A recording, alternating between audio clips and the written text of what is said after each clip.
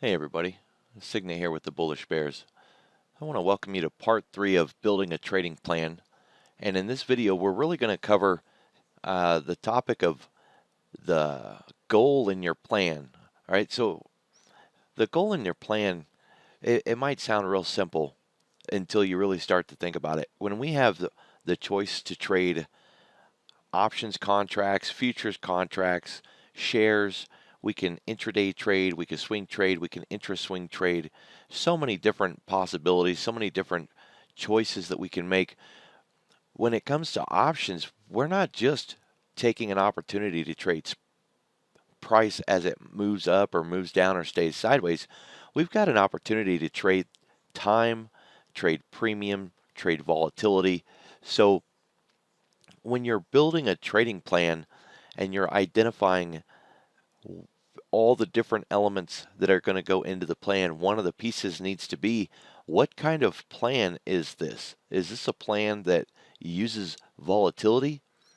Is this a plan that you need something from price? Is it an earnings trade?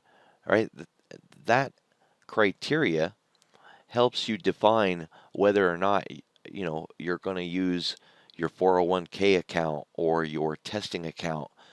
Uh, you know, in the previous videos, I talked about having a goal for the type of account that you're using, and following the logic of that into the next step when we're talking about what's our goal in the trade, we really got to have an idea from our account what type of trade we're going to take. So let me start out with a couple of really good examples here. I'm not going to really cover trading price. That is the most common sense basic way of trading. Let's go in and look at something like implied volatility. Right? When we deal with a trade that uses implied volatility, we're not necessarily trying to get something out of price.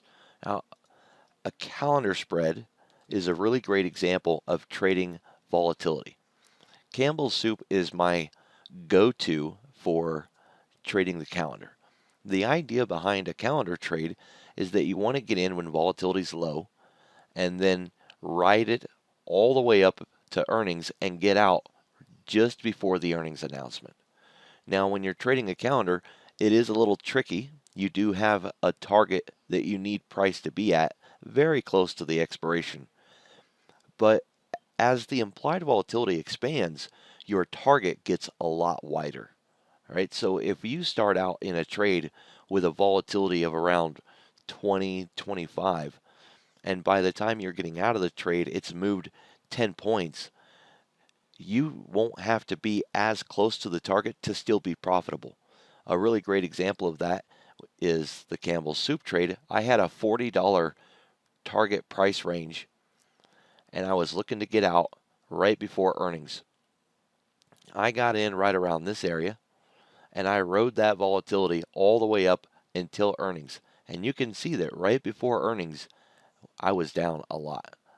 My goal was to be at $40, and yet I got out of the trade on this day without a loss. Now, I didn't hit my target. I missed. I didn't make any money on the trade, but I didn't lose any money on the trade either. I actually made enough in it to pay the commissions, so it was a dud. It wasn't a loser, but it wasn't a winner. I'm okay with that. Better luck next time. No worries there. But that was the trade logic behind it. There's another type of trade strategy that we talk about and that we've covered before, different kind of hedge strategy. So for an example, the risk twist spread, we use this on SPY, the Qs, maybe IWM. We're really looking to trade a volatility spike in a risk twist spread. Yes, it does help if we get a massive sell-off, but our goal isn't to trade price. It's to trade volatility. We want to get into a risk twist spread when the volatility is really low, and then as it explodes in value, we get out, right? And that's the logic behind it. So when you're building a trading plan, you really got to have a firm grasp on what is the goal of the plan. Do you need volatility to move? Do you need price to move? Is it an earnings play? And then that will help you define the logic for the type of trade you're going to have. Obviously, a volatility trade isn't one that you're going to do every single day.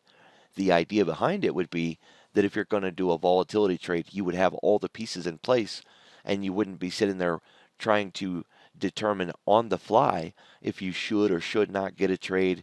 Is there enough volatility? Do you need to wait for more?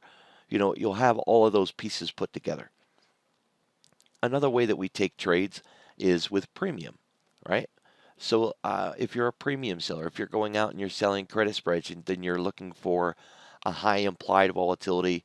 You're looking to build your spread behind a wall of resistance. That kind of trade logic and that trade theory has to go into your plan. What do you need for this plan? What do you need in this trade? And that's really what this video is about. I'm not going to, roll out all the different pieces because I've done that. In the credit spread, I talk about, it's a premium trade. You can go and watch the videos. In the calendar spread, I've talked about how that's an implied volatility trade, and you can go and watch those videos. This video is a discussion of understanding what you need out of the trade so that when you're building your trade plan, you can put that in there. You can put some rules in place that says, look, I need volatility to be below 13 to take this type of trade. Or maybe I need an implied volatility rank above 75 to take this type of trade. That way, it's a part of your plan. You've got rules in place that if the conditions aren't met, you're not taking the trade. There's no discussion. There's nothing to do, right? And on the other side of that, if all the conditions are met, you don't have to sit there wondering, well, should I take the trade? Should I pass up on it? Maybe do it next time. You'll have all the rules. You'll know, hey, pull the trigger. I got everything I need to take this trade. There's another way to look at this also when we're thinking about what we need out of price to take a trade. There are a lot of different trade strategies. There's ascending wedge, trading the channel, trading trading a Fibonacci bounce. Whatever your plan requires, you need to put that in there. I'm going to start flipping through these markets looking for well, actually we found one right here. I was going to say we're going to look for some defined price range. This is a channel trade. If I was looking to take a channel trade, EA Sports would be a perfect candidate. Maybe I want to do an iron condor or a butterfly. This would be a perfect example of that type of market, right? We got the conditions right there. We've got a trade setting up in a defined, look at this. This has been verified multiple times, this price range here. So we've got the definition to take our trade. This is what we need to put into our strategy. If our channel trade strategy is what we're going to use, what do we need out of price for this? Are we going to trade the breakout, or are we going to fade from the top and trade off the bottom back into the middle? And the reason that is important is the failure rate of trading a breakout is over 80%. That means when you see a price form a channel like this and it breaks out of the channel, it fails the breakout over 80% of the time. There's nothing wrong with trading the breakout if you know you have a 20% chance of success. You have to build that into your strategy.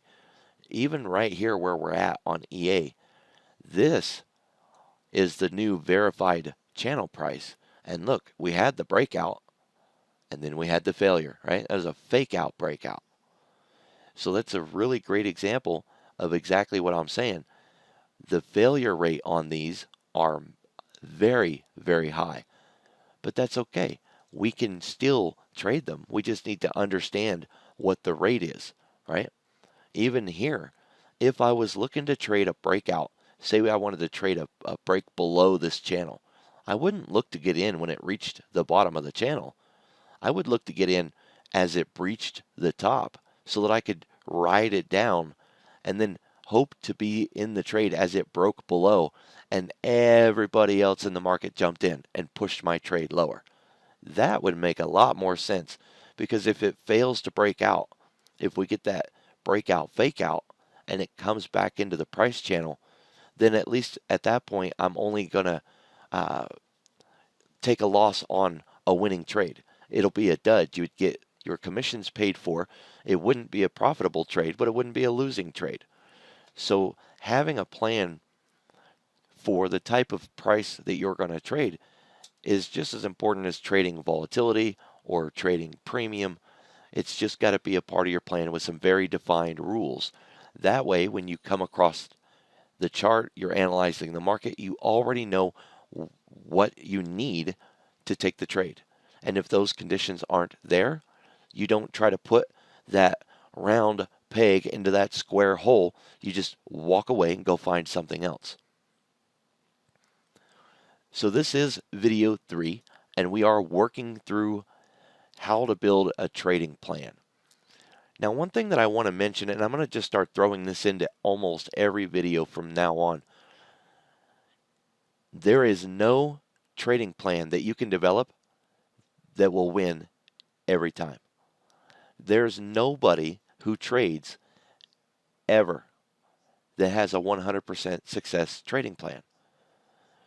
The best names in the business lose, and they lose often. The name of the game isn't to swing for the fences, to put a lot of money and a lot of risk into a single trade. The idea is to trade small and trade often. Now, what I think is small and what you think is small could be completely different, because depending on the size of your account, my small might be very big for you, or your small might be very big for me. All right, so when you're looking to put trades on, you shouldn't be putting on more than you're comfortable losing. And that's not just with options, that's with anything. Any trade you take could cause you a 100% loss. And you need to ask the question, can I survive a 100% loss in this trade? Will my account be drastically impaired if I take a 100% loss in this trade? If your answer is yes, if it's such a big trade that you're scared, that you're worried, that you've got a super tight stop, or you're laying awake at night thinking about it and you're monitoring that trade 24 hours a day with an itchy finger, it's too big. You shouldn't be trading it. Period, stop, end of story. There's no rule, there's no criteria that you could define to put on there that would make it an okay trade to take. So make that a part of anything that you trade. The reason for this is there are going to be losses. There are always going to be losses. And what you'll end up with is you'll have these defined profit targets where you're hitting 35, 45, 55% profit again and again. You're just in and out of the market. You're doing great. And then you're going to have one of those 100% losses, and it's a doozy. If you haven't been winning at 100% profit continuously, then you can't afford to take a 100% loss trade that's big. You can't. And we can't trade aiming for 100% profit in everything we do. It's unrealistic. So you have to develop the trade strategy that keeps things in perspective. So when we're looking to trade with a plan and we're building our goals, we need to look at the definition for the trade, right? So we can stay here on the channel while we discuss this. From the previous video where we talked about your account and what your account can handle, we talked about aggressive trades and defensive trades. We talked about retirements, the trade goals, the time frames. The same thing has to go into this part of the plan. If you're focused on non-aggressive or defensive trades, credit spreads, premium trades, implied volatility trades, it has to fit your trading plan from your account size. That's why everything goes together step by step by step. So when you're looking at your trade sheet and you're developing the logic, are you looking at aggressive trades or defensive trades. And this is going to help you put things into a category, to set it into a box and say, look, I'm only looking to take a defensive trade. There are all kinds of defensive trades. Even this channel can be a defensive trade. We can put credit spreads above it, below it. We could put iron condors on. A lot of different things we can do with this butterfly. We can do, a lot of things we can do with this channel, including a butterfly. Butterflies are a very, very low win probability, right? And they're very small. They're cheap. On the intra-week butterflies, we were setting them up at $7 to $12 a piece, but their payout is 200 to 300%. So a butterfly can be a very aggressive trade, but it's a low probability trade. So that's not a trade you're going to want to put on if your goal is defense, right? And you also got to think of the psychology behind the trade that you're going to put on. When we start looking at the psychology, think about that butterfly for a minute. It's a low probability trade. It has a 10% win rate. That means you'll lose 9 times out of 10. Now, they're very small losses, so it's not really the monetary value that we need to focus on. It's the losses that we have to focus on. If you're not the type of person who could go in and lose 15 times, 16 times, and still go back to put on number 17, then you don't want to trade a butterfly, ever. I'm not the kind of person who can just sit there and take 14, 15, 16, 17 losses in a row before I finally get that winner. I know I'm not that kind of trader. I just can't handle it. Psychologically, I just can't take the punishment. But I know that, and so I never trade the butterfly. I just don't even focus on it because I can't take it. Psychologically, it just beats me down, and I'm not that kind of trader. So you have to have that as a part of your plan. If you can't sustain those kind of losses as a part of your personality or from your account, you don't need to be taking those kind of trades. If you're trading a small account, a butterfly has a very high payout, but it's a very, very risky trade. It's got a massive loss rate.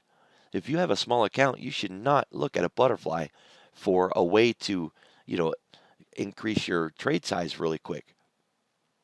It's a bad trade strategy for a small account, right? And that has to be a part of everything that we do.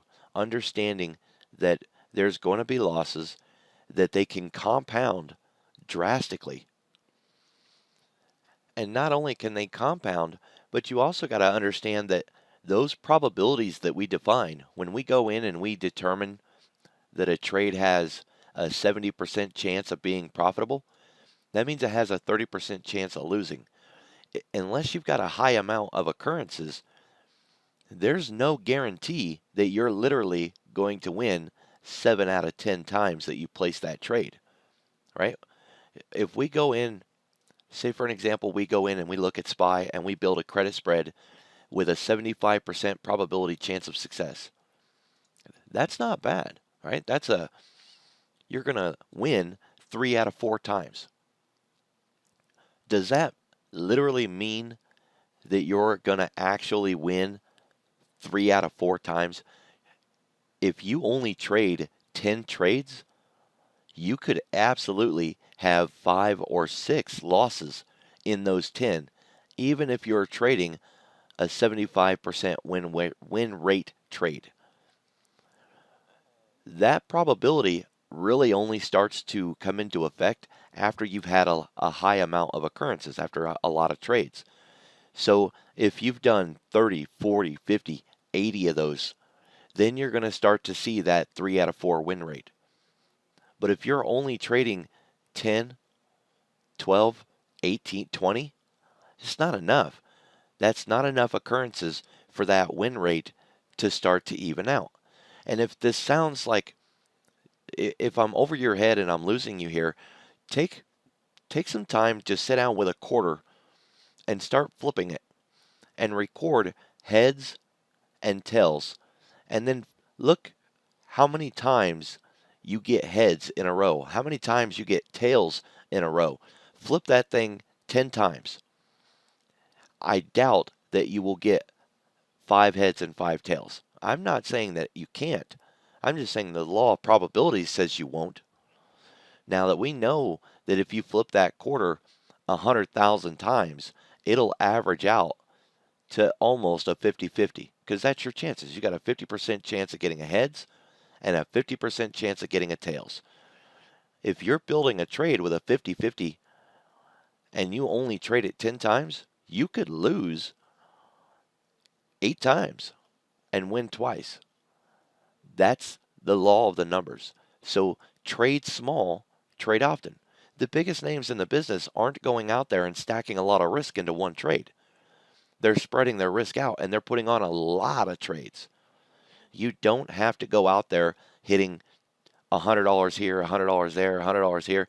You don't have to do that. And in fact, it's encouraged that you don't do that depending on the size of your account, right?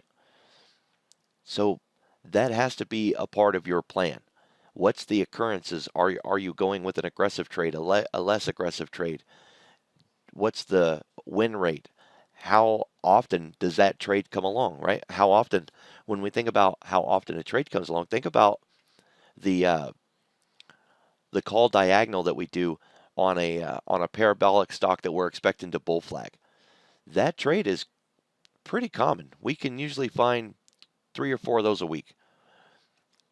They don't win as often as we find them, though. I think that the win rate on those is around 30-40%, maybe 40, and that's pushing it. So, it's common enough that we get the occurrences, but the win rate ain't as high as, as some better opportunities. But if you know that going in and you can still define your risk and take the trade, you can use that as a part of your setup or as a part of your strategy. If you don't know how to calculate your probabilities,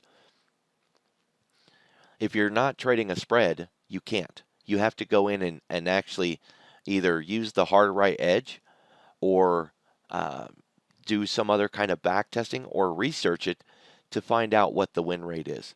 If you are using a spread, then you can define what your win rate should be, and that you can do by calculating the probability of success for the trade. In my videos on credit spreads, I talked about how to calculate those, and in the Greek neutral, I talked about how to calculate a debit spread. In the iron condor and in the butterflies, I talked about how to calculate those. So in a spread, we can calculate our probability of success.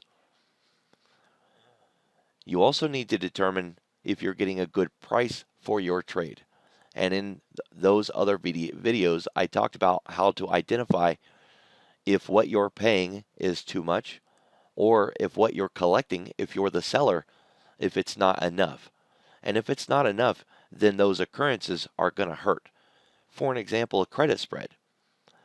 If you're building a 75% chance of success credit spread, meaning you can win 3 out of 4 times, and you only collect 30 cents on a $1 wide trade, that means you could win 90 cents, and that one loser would cost you 70 cents. So if you put that trade on 100,000 times, would you be more or less profitable at the end? You would come out ahead. Maybe not by a lot, but you would come out ahead because you collected enough money for it to be profitable. But if you were building a $1 wide credit spread and you only got 15 cents for it and it had a 75% chance of success, that's a bad trade. If we take 15 cents times 3, it's 45 cents. So 3 wins would make us 45 cents. 1 loss would be 85 cents. That's twice as much, almost, right? It's way too much. So that 1 loss would wipe out all your gains plus some. That's not a good trade. You're not getting enough money there. That has to be a part of your plan development also. So I want to thank you for watching this video. I appreciate it a lot. I'm going to be focusing on these from the list that I had already started working on. This is video 3, and I look forward to seeing you at video 4.